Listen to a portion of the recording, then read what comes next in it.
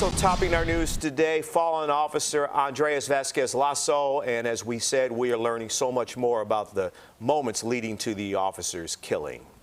All of this started with a call for help. The officer was initially responding to reports of domestic violence. CBS 2 investigator Megan Hickey joins us from our newsroom with more on the dangers that come from those types of calls. Very serious, Megan.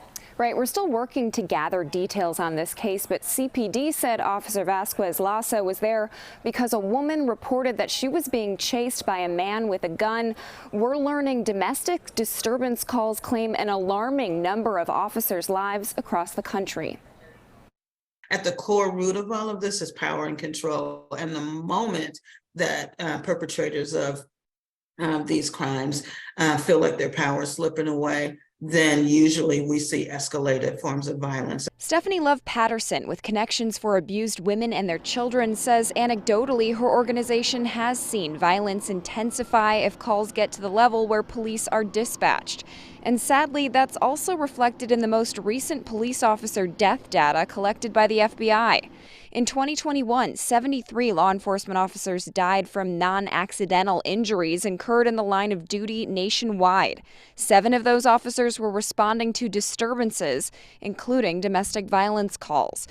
If you look at the bigger picture data over the last decade or so, 43 officers were killed while responding to domestic disturbance or domestic violence calls between 2011 and 2020, which is nearly 9% of all officers killed during that period.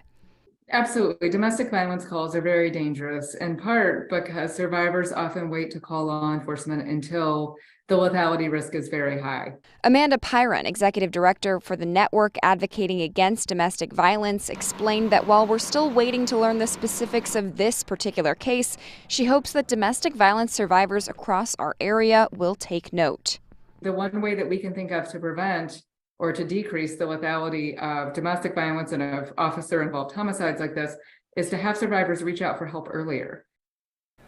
So what about a specific team on the front lines aimed at responding to domestic violence calls? Well, advocates tell me that was part of Mayor Lightfoot's gender-based violence advisory group launched in 2021.